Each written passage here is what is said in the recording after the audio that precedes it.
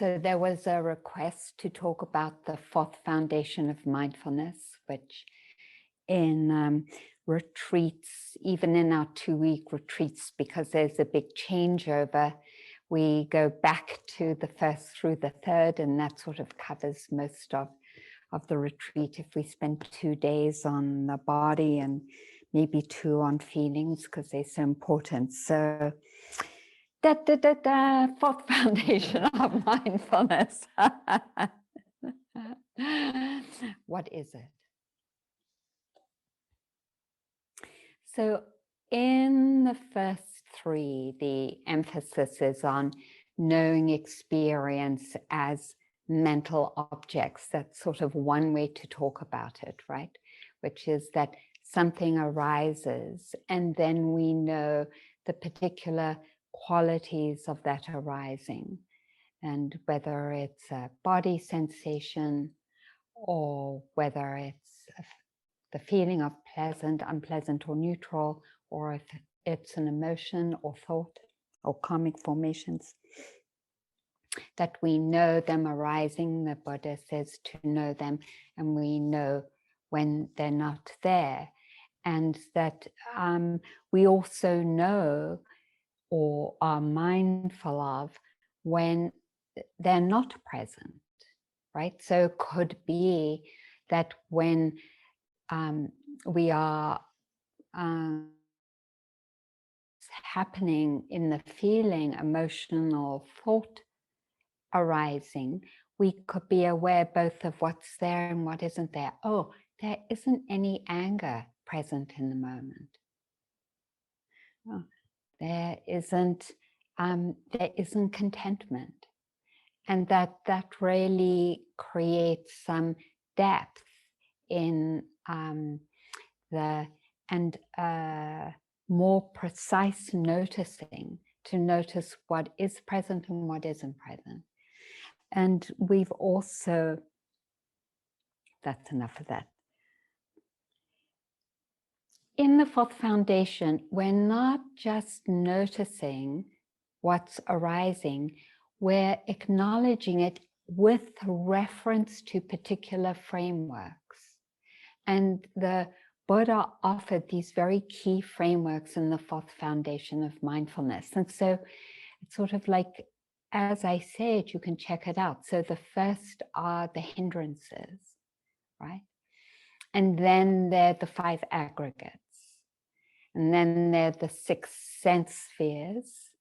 And then there's the 4 noble truths. So then what does that mean? It means when I notice, I'll go a little bit more into detail of the hindrances just as a beginning. When I notice there's a wish for pleasure, like wanting some kind of sensual pleasure, body pleasure, taste pleasure, hearing pleasure, seeing pleasure. In the third foundation, I notice that as wanting. In the fourth foundation, I notice it as a hindrance. And the same is true then of, what's the second hindrance? Aversion, ill will. The third? You can unmute yourself. Sloth and torpor. Fourth?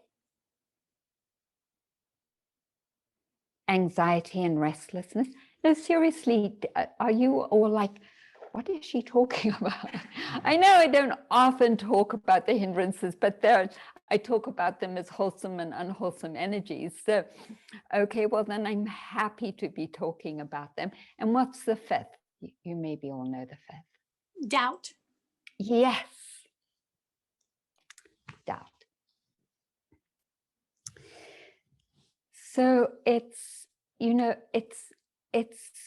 like when you're driving and you come to a town, you notice, oh, we're at Seattle.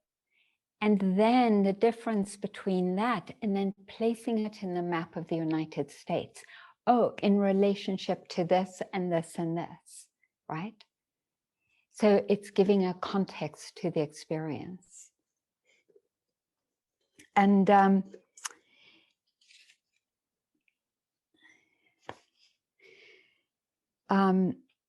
so then let's just take a moment to start with the hindrances, and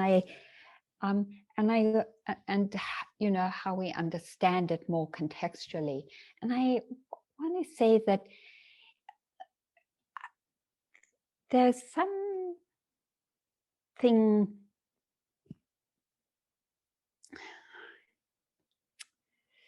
just not very inclusive about that word. It has its uses, but it also can very easily become the condition for shame. And that's why I like to give that first Dhamma talk. I always give it in every retreat, which is when we're in the experience, wiring, or manifestation of ignorance or homelessness or inadequacy or insufficiency, or when those, we could say, are triggered, when they become more intense, and that whole system of expression is arising, then the hindrances make sense. So I just want to say that as old defense mechanisms. So why do we go into movements and moments and times of sloth and torpor, or anxiety and restlessness, or doubt, or craving and sensual desire or aversion? Why? Not because we're bad people,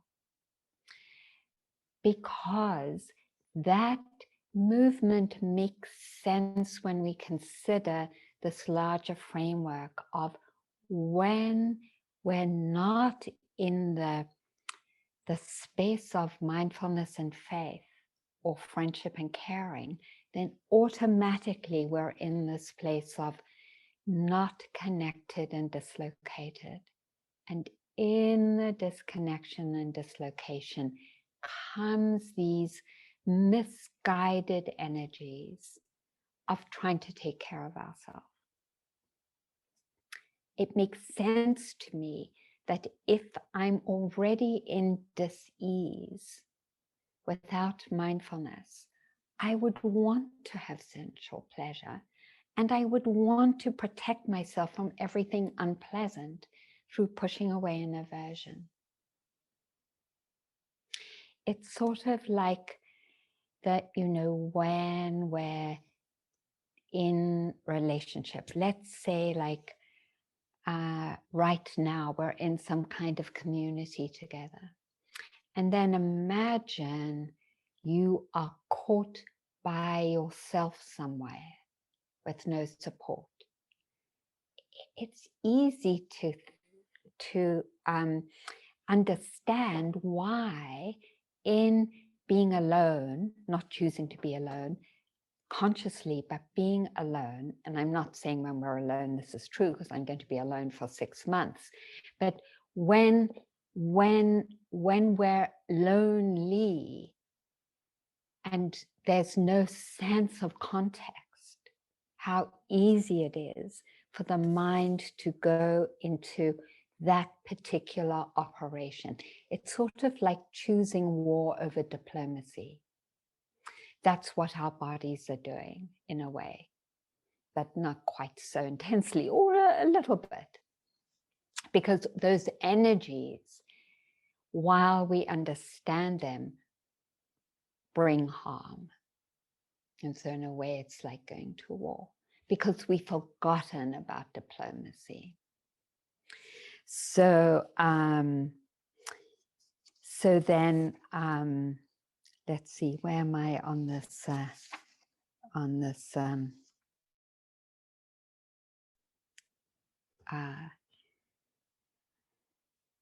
So, okay, so I'll go back, but I wanted to just say a couple of other things that I didn't include.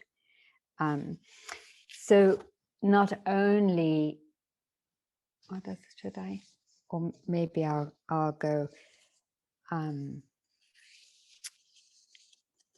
Maybe I'll come back to it.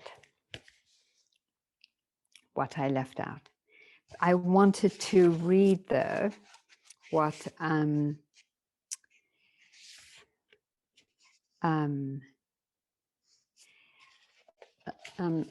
Analia says about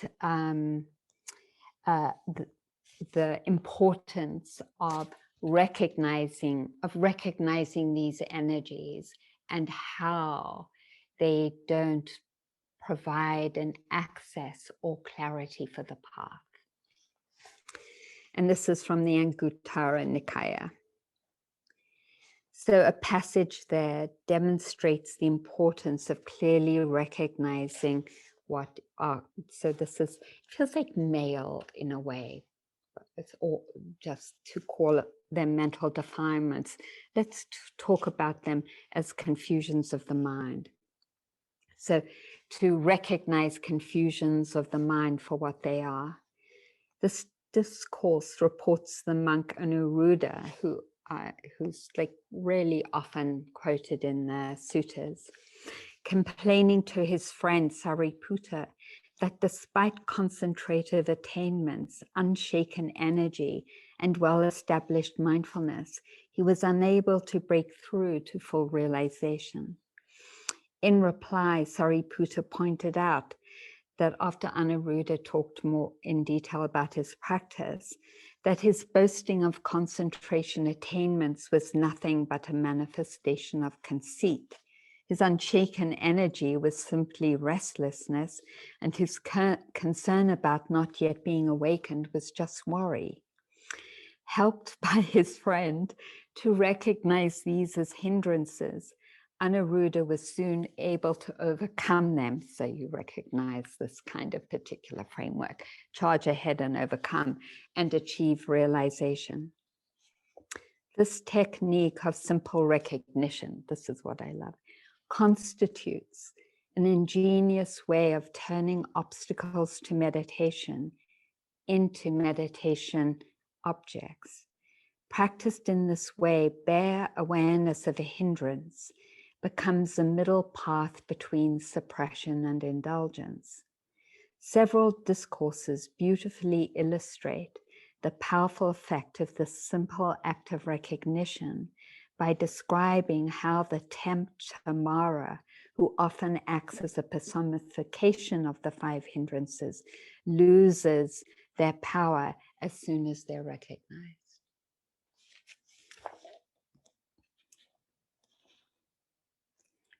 So this this general framework as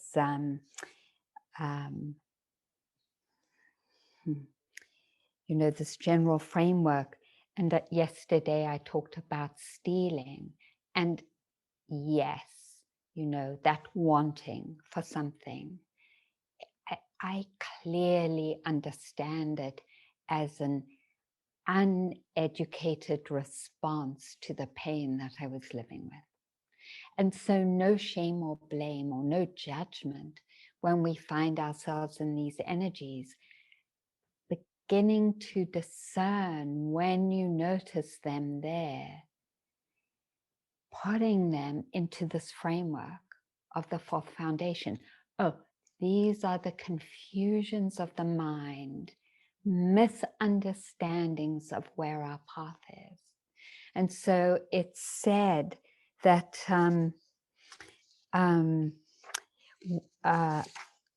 when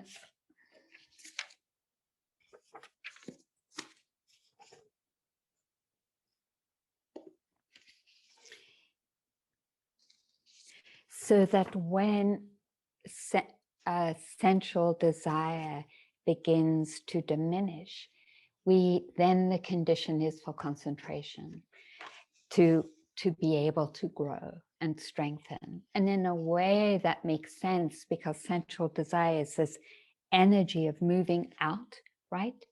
Of like oh, I need to alleviate what's happening. I have to move out and I have to get this and this. And so the mind can't collect itself and be settled. So the central desire is the one of the main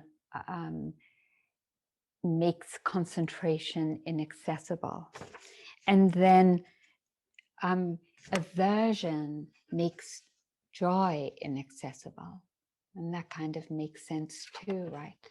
Because when you're in this pushing away, there's no field for joy, that connection to what is.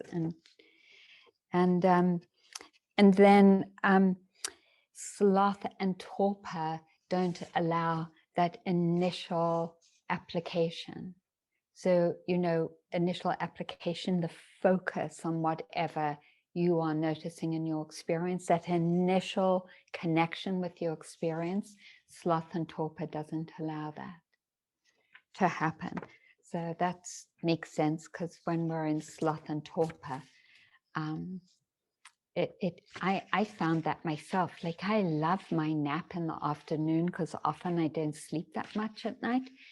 And I notice when I get up how slothful my mind is and how difficult it is actually to make a connection, and now I know, even if I just have 5 minutes of walking in my living room, it just helps me come back into that.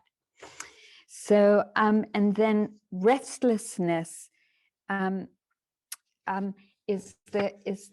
makes it difficult to feel happy, for happiness to arise. And that, restlessness and anxiety. And then doubt makes sustained application difficult to arise. And that makes sense too, because doubt is a form of a kind of restlessness where there isn't that faith in what I'm doing is healing, and I can relax into it and settle into it, right? And in that settling is sustaining a connection to whatever experience is happening, breath, body, eating, whatever it is. So when in the fourth foundation, then it isn't just that we, like in the third foundation, when we notice, oh, this is anger, this is the quality of anger. It's like, oh, this energy, if I support it and feed it and don't recognize it, actually becomes, it doesn't support the wholesome factors from arising. Specifically joy. And that it, along with the others, constitutes an inaccessibility to the deepening and opening and freedom of our hearts and minds. And so when we put it in that framework, then it makes sense how helpful it is, at least some of the time, to do that.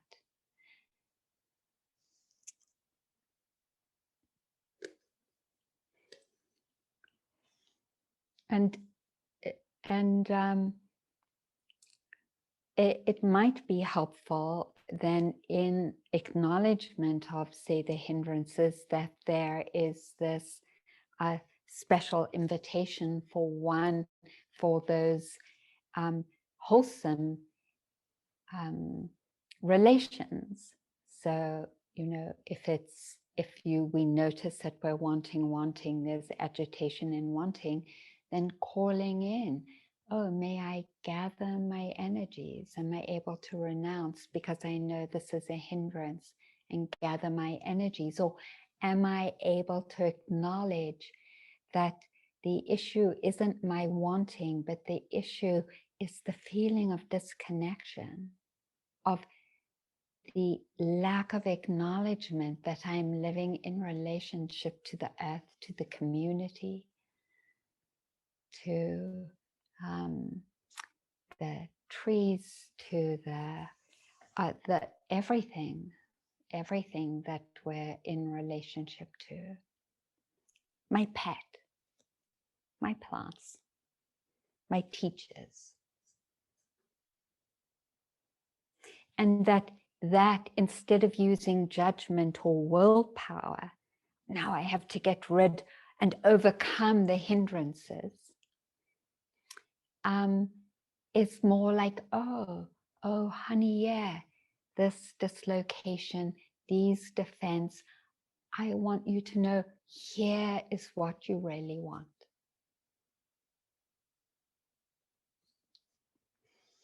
And of course, there's always caring in that. Having said that, there are times when that languaging has been really helpful.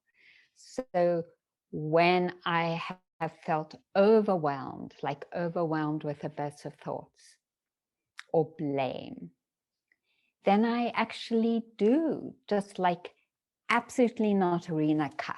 Like it's so, my mind is so caught with one of the hindrances, acknowledges as the hindrance, but so caught, then I have to sort of use that overcoming framework of no way, I'm not letting this continue to run my mind. And so then I have this image of myself as an Amazon warrior with a sword, and I'm like, cut those thoughts, cut those energies. You absolutely cannot go there anymore.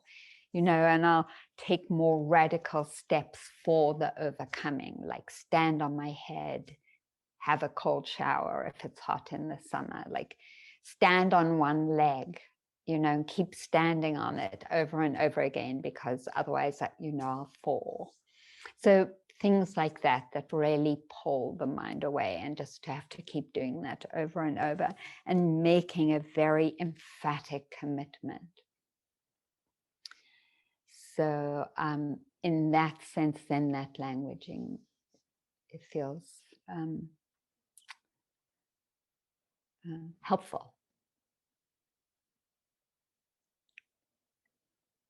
So then I just wanted to, because I know I have to end a little early because we're doing interviews, I just wanted to then go through that when we've recognized and acknowledged the confusions of these energies and how they don't support us on the path of well-being, then the next invitation is to look at the 5 aggregates, which are described as expressions of our personality. So the ways that our physicality and feelings and perception, karmic formations and consciousness are patterned and work in the particular ways they do for each of us. And when that's acknowledged, then that creates the base for discerning the 6 sense spaces. How am I, once I'm noticing the pattern of the aggregates, how am I making contact with the visible object? And what is my perception? And what kinds of thoughts come from that? So creating the grounds for that. And then once all those are understood, then the 4 noble truths as a contemplation have the conditions to be fully realized. And so that's the development of the contemplations of the 4th foundation. I hope you have fun. And of course, having said that, as either as contemplations or in your practice, the support is also discerning what is most helpful for my mind. It might be to drop all of that and just come to the simplicity of the body as the first foundation, you know, and to gather that way. So you can, what's lovely about this is that you all get to discover what does work for my mind. I love the big picture. So I love the 4th foundation because this is a big picture kind of space. And I love maps for helping me to know where I am. So it's always been helpful for me.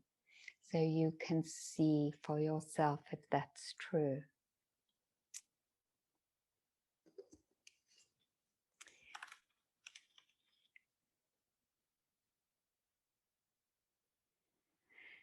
So where's DJ? Not here. Oh, the DJ. Yes. Oh, DJ. So thank you for inviting us to contemplate the Fourth Foundation. It was your invitation. Thank you. Thank you. Okay, so let's one other question, which is do you like coming together in silence at the 11 a.m. and 3 p.m. sitting, or would you sometimes like reminders from Mel? We wanted to check in with you about that. Could you unmute and just let me know? Because sometimes, or one sitting like in the afternoon, maybe what feels more helpful and supportive to you? I would appreciate at least one of the times to have a little bit of that. Okay. Would that be okay for others? Yes. Yes, no? Yes. Hear from everyone? Is there any thumbs down? Okay, great. And great. Arena, Yes. just to note, that's yes.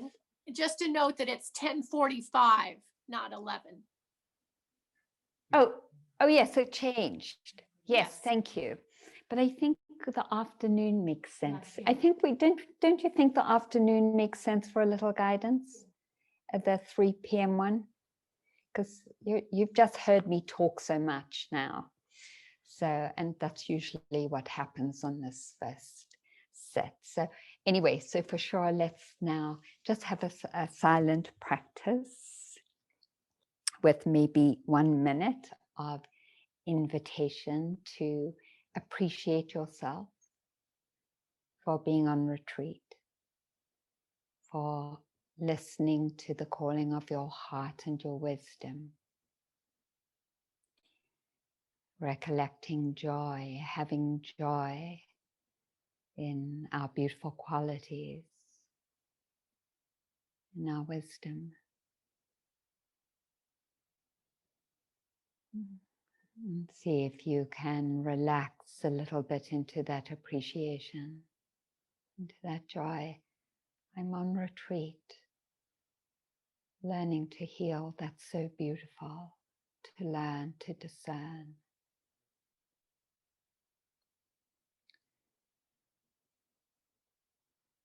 See how that appreciation feels around your heart, what sensation.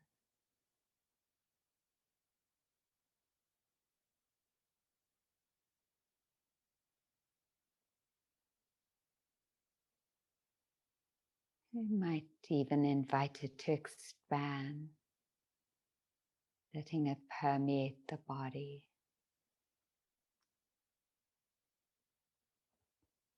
Just the invitation is fine.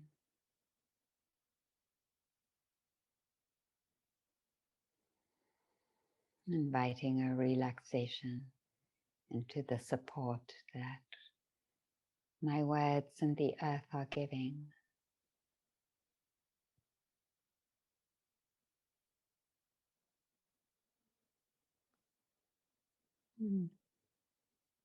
As though you had just turned on your favorite music, or there was a beautiful silence. Let the listening happen into the sensations of your body.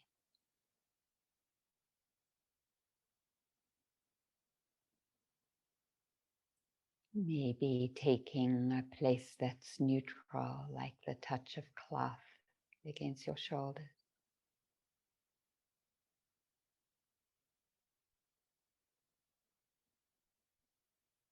Or how the cloth is touching your thighs.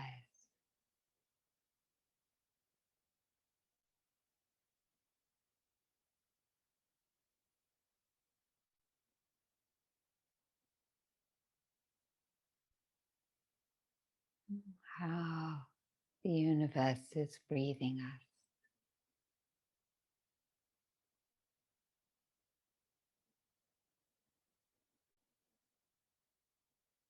Not me or mine, breath coming in the way it does, hard or short, soft or long.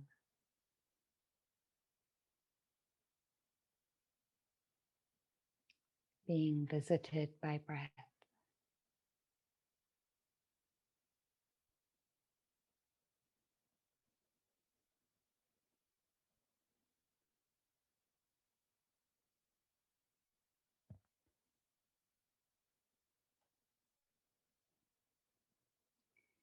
Notice the quality of your awareness,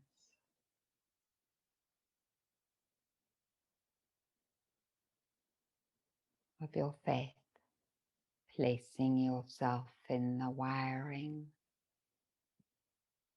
of presence as home, listening as home.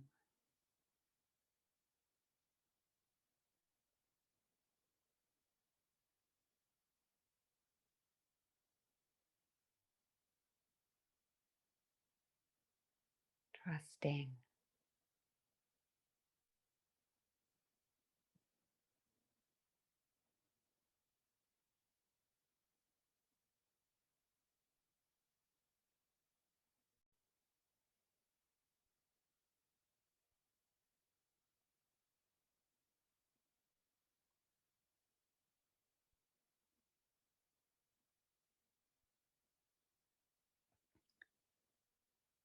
Making the connection to our experience, our breath,